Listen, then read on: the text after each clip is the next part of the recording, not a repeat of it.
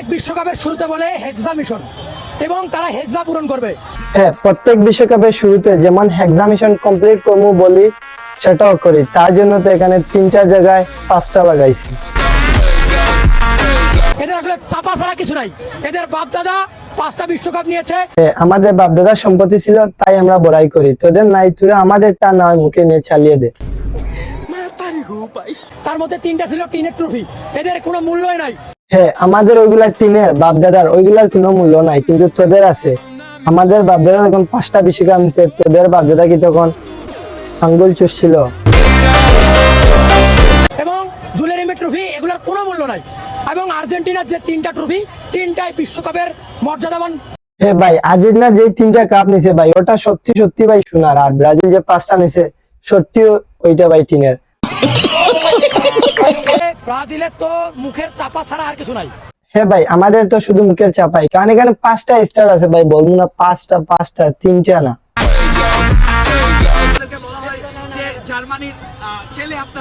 আপনারা দেখেছেন যে তারা 2014 সালে জার্মানির কাছে কিভাবে 60টা গোল হজম করে 7 আপের বোঝা নিয়েছে কাঁধে। হ্যাঁ ভাই, মানলাম যে ভাই 60টা গোল খাইছি ভাই, ওটা তো তুরাই দেশ না ভাই, দিয়েছে জার্মানি। তাইলে তুরা মাঝখান থেকে চামচামি কেন করস? এই জন্য তো বলি জার্মানির ছেলে।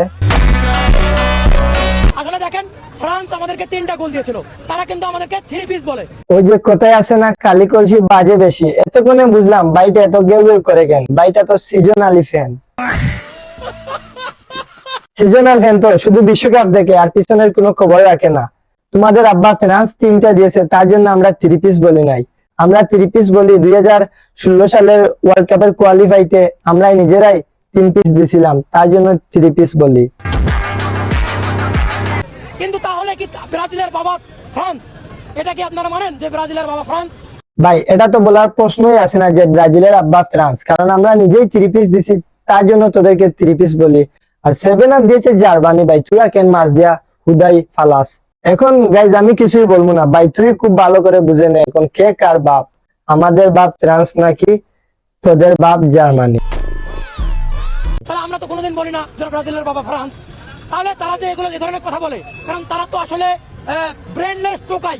বেলনেস টুকাই কে ভাই, এটা সবাই এতক্ষণে ভালোই করে বুঝে গেছে। কারণ তুই ভাই সিজনাল ফ্যান, খেলার আগামাতা কিছুই বুঝছ না, শুধুই টুকাইয়ের মতো চিল্লাচিল্লি করস।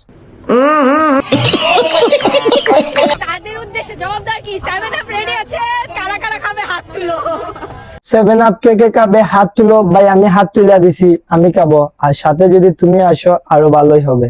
हाय हाय इतना सुकून असर ये कैसा तेरी।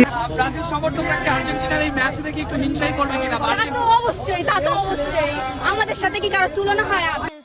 না না, তোমাদের সাথে তো আমাদের তুলনাই হয় না, আর হবেই কেমনে? কেন 5 স্টার আর কেন 3 স্টার?